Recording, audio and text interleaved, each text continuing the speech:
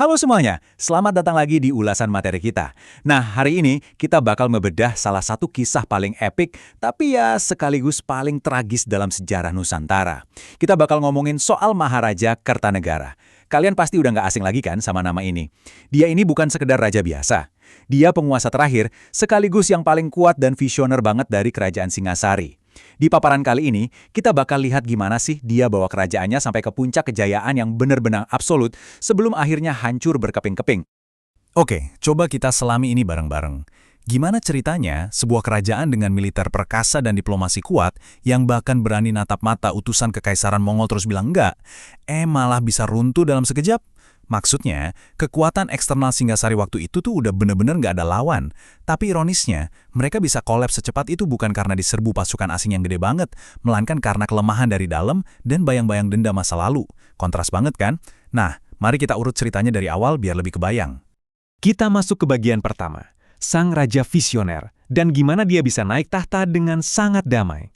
Jadi begini, kalau kita lihat garis keturunannya, Kertanegara ini lahir dari ibu bernama Jayawardhani, yang artinya dia keturunan langsung dari Ken Arok, sang pendiri Singasari.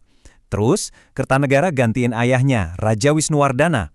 Nah, yang bikin tahun 1268 Masehi ini spesial banget, menurut naskah Pararaton, momen naiknya Kertanegara ke Singasana tuh jadi satu-satunya suksesi yang benar-benar damai dalam seluruh sejarah Singasari yang biasanya penuh darah.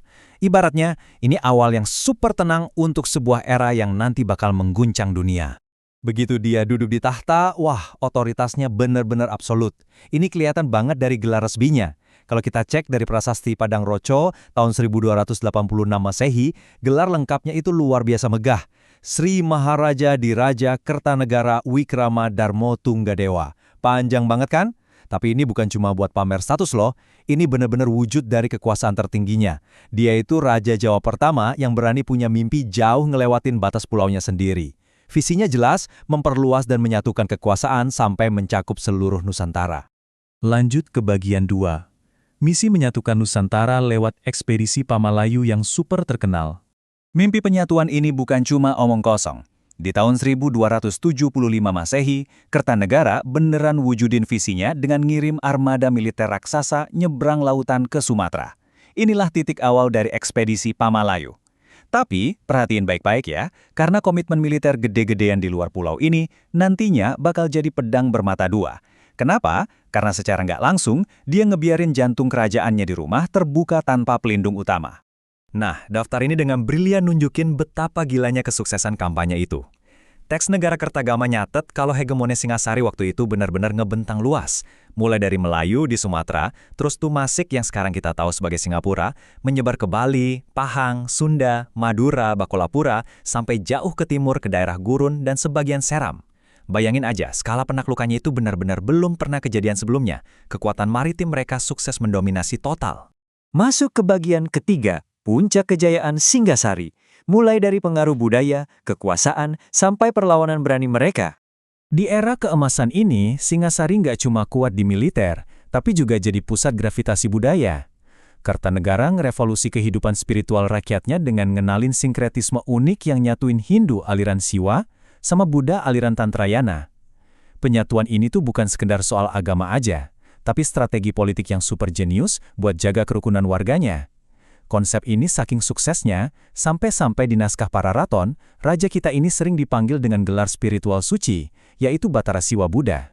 Terus yang bikin makin merinding, kekuatan di dalam negeri ini bikin Singasari jadi super berani di panggung internasional. Tahun 1284, tensi geopolitik lagi panas-panasnya. Kekaisaran Mongol di bawah Kubilai Khan, yang jujur aja paling ditakuti seantero bumi waktu itu, minta Singasari buat tunduk. Terus gimana respons Kertanegara? Jangankan tunduk, dia malah nolak mentah-mentah dan ngusir utusan Kubilai Khan. Gila kan? Berani banget nantangin kekuatan militer nomor 1 di dunia dan nyuruh mereka pulang kampung. Singasari kayak ngasih pesan tegas kalau mereka nggak bakal tunduk sama siapapun. Tapi, di balik itu semua, kita masuk ke bagian 4, benih pengkhianatan dan dendam dari masa lalu. Ironisnya, pas pasukan elit Kertanegara lagi sibuk di Sumatera buat ngehadang ancaman luar, musuh-musuh yang sebenarnya jauh lebih bahaya malah lagi asyik nyusun rencana di halaman belakang kerajaannya sendiri. Jadi, poin krusialnya di sini adalah gabungan mematikan dari dua ancaman internal. Ada dua motif beracun yang saling melengkapi. Rasa sakit hatinya seorang mantan pejabat ketemu sama rasa haus balas dendam dari penguasa daerah bawahan. Coba kita hubungin titik-titiknya biar kelihatan seberapa tragisnya plot ini. Pertama, ada Arya Wiraraja. Dia ini mantan pejabat Singasari yang dilengserin dan dipindah ke Sumenep, Madura gara-gara sering nentang raja. Kedua, karena masih sakit hati, si Arya ini menghasut Jayakatwang, Adipati Gelanggelang di daerah Madiun. Nah, disinilah ironi terbesarnya muncul. Jayakatwang ini ternyata keturunan terakhir dari Kertajaya, Raja Kediri yang dulu banget dikalahin sama Kenarok pas bikin Singasari. Buat Jayakatwang, ngelihat pasukan utama lagi pada pergi itu ibarat dapat durian runtuh buat nuntasin dendam leluhurnya. Dan inilah puncaknya, bagian kelima, runtuhnya sang epik gara-gara serangan tahun 1292. Kehancuran itu datangnya cepat banget, kayak kilat, langsung nyamber jantung pemerintahan. Mari kita lihat gimana taktik militer yang mematikan ini dimainin. Jayakatwang pakai strategi serangan dua arah yang brilian banget buat ngecoh. Dari utara, pasukan pemberontak yang dipimpin Jaran Goyang maju duluan. Kertanegara panik, terus ngutus menantunya Raden Wijaya. Raden Wijaya emang sukses mukul mundur pasukan utara ini. Tapi ternyata itu cuma umpan kawan. Pas pertahanan Singasari lagi fokus ke utara, kejutan aslinya datang dari selatan. Pasukan raksasa yang dipimpin Kebo Mundarang diam-diam nyerang dan langsung ngejebol pertahanan istana Singasari yang lagi kosong melompong. Nah, di momen paling kritis itu, Kertanegara kabarnya lagi ada di tengah pelaksanaan ritual keagamaan. Pas dengar istananya diserbu, sang raja sempat keluar buat ngadepin musuh. Tapi ya, udah telat. Pasukan selatan itu terlalu banyak dan gak bisa dibendung lagi. Di detik-detik tragis itu, Raja Agung Kertanegara akhirnya tewas bersama beberapa pejabat kepercayaannya. Masa keemasan Singasari runtuh bukan karena kalah perang di luar negeri, tapi justru dihancurkan dari dalam rumahnya sendiri. Pas sang raja lagi ada di momen kerentanan spiritual. Dampak dari hari nahas itu bener-bener langsung ngubah total wajah Nusantara. Dalam satu pukulan fatal aja kerajaan Singasari yang super perkasa itu lenyap nggak bersisa. Jayakatwang yang sukses nerapin konspirasi berdarahnya langsung ambil alih kekuasaan penuh. Dan ya, dia menuntasin dendam leluhurnya dengan ngediriin lagi kerajaan Kediri kuno yang udah lama hilang. Benar-benar sebuah pengkhianatan terkoordinasi yang sukses ngapus kemaharajaan epik cuma dalam waktu semalam. Tapi sebelum kita tutup ulasan materi kita hari ini, saya pengen ninggalin satu pertanyaan buat kalian pikirin. Kerajaan Singasari secara fisik emang udah rata dengan tanah, dan Maharaja Kertanegara tewas dengan cara yang tragis banget. Tapi visinya yang luar biasa soal Nusantara yang bersatu itu nyatanya nggak ikutan mati. Sang menantu, Raden Wijaya yang berhasil selamat dari serangan itu, kelak bakal pakai fondasi mimpi mertuanya ini buat ngebangun kerajaan yang jauh lebih masif, Majapahit. Jadi, apa sebenarnya warisan terbesar Kertanegara? Apakah kekalahannya yang tragis, atau justru ide gilanya yang pada akhirnya ngebentuk kepulauan kita selama berabad-abad ke depan?